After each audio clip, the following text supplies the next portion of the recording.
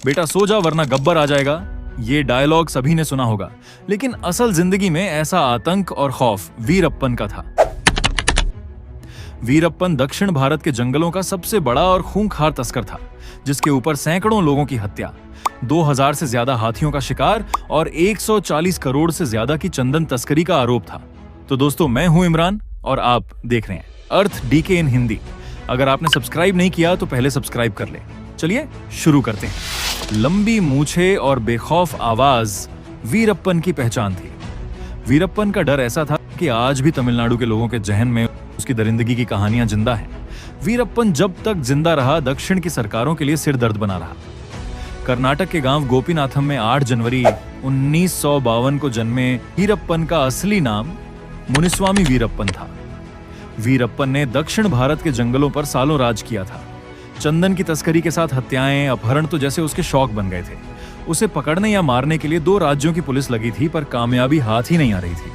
घने जंगल में रहने वाले वीरप्पन पर काबू कर पाना आसान नहीं था। जंगल में चप्पे चप्पे पर उसके आदमी रहते थे।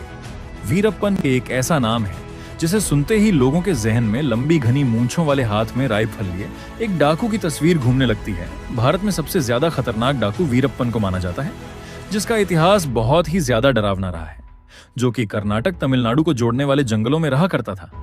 आदमी तो हाथी को देखकर भागता है, लेकिन वीरप्पन हाथी को 1 सेकंड में गोली मारकर ढेर कर देता था। इस जंगल में सिर्फ एक शख्स का राज चलता था और वो है वीरप्पन। इस जंगल में आज भी लोग जाने से डरते हैं और ये जंगल बहुत बड़ा और घना है। वह डाकू इतना ज्यादा खतरनाक था कि उसे पकड़ने की कोशिश करने पर 80 से ज्यादा पुलिस कर्मियों और फॉरेस्ट रेंजर्स को मार गिराया। मीडिया रिपोर्ट्स की माने तो सरकार ने उसे पकड़ने के लिए 20 करोड़ रुपए से ज्यादा खर्च किए थे। लंबी मूंछ और कड़क आवाज उसकी पहचान थी। शुरुआती दिनों में इसका दबदबा बहुत कम था, लेकिन जैसे जैसे वह हाथी के दांत और चंदन की लकड़ियों की तस्करी करने लगा, वैसे वैसे उसकी हिम्मत बढ़ती गई। धीरे धीरे वह मर्डर और अपहरण में भी माहिर हो गया। उसे पकड़ने के लिए एक बार पुलिस की बस में 22 लोगों के साथ आगे बढ़े। बताया जाता है कि इनमें 15 मुखबिर, 4 पुलिस वाले और 2 वन गार्ड थे। पीछे पुलिस की एक और बस थी। बस की जंगल में आने की जानकारी वीरप्पन को पहले ही मिल गई थी, इसलिए वह तैयार था और एक तय जगह पर बस पहुंचते ही लैंडमाइन से विस्फोट कर दिया। इससे गाड़ी हवा में उछल गई तो चारों ओर लोगों के चीथड़े पड़े हुए थे।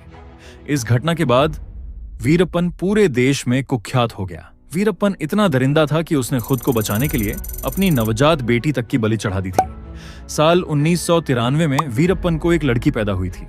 एक बार वीरप्पन को उसकी बेटी ने रोने की वजह से मुसीबत में फंसा दिया, इसलिए उसने अपनी बच्ची की आवाज को हमेशा के लिए बंद कर दी। 1993 में कर्नाटक एसटीएफ कुमारी माडुवु में एक समतल जमीन के नीचे खड्डे में नवजात बच्ची का शव मिला था। एक मर्तबा तो वीरप्पन पकड़ा भी गया था और तकरीबन 3 दिन पुलिस की गिरफ्तारी में था। लेकिन फिर एक चाल चली। पुलिस वालों से कहा कि मेरे सर में दर्द है, मुझे सर में लगाने के लिए तेल चाहिए। और जैसे ही तेल मिला तो अपने हाथों और कलाइयों पर तेल मलने लगा और तेल के वजह से हथकड़ी को निकालकर फरार हो गया। अब जानते हैं वीरप्पन का अंत कैसे हुआ। 18 अक्टूबर 2004 के दिन यह भनक लगी कि वीरप्पन आंखों का इलाज करने के लिए जंगल से बाहर आ रहा है। जंगल के बाहर पपीरापट्टी गांव में उसके लिए एक एम्बुलेंस खड़ी थी। वो उसमें सवार हो गया। वीरप्पन को इस बात का जरा भी अंदाजा नहीं था कि वो एम्बुलेंस पुलिस की है। उसे एसटीएफ का ही एक आदमी चला रहा था। पुलिस बीच रास्ते में घात लगाकर बैठी थी। तभी अचानक ड्राइवर ने रास्ते में एम्बुलेंस रोक दी और वो उसमें से उतरकर भाग गया। इससे पहले कि वीरप्पन कुछ समझ पाता, पुलिस ने एम्बुलेंस पर चारों तरफ से फायरिंग शुरू कर दी, जिसमें वीरप्पन मारा गया। इसलिए कहा जाता है, बुरे काम का बुरा नतीजा।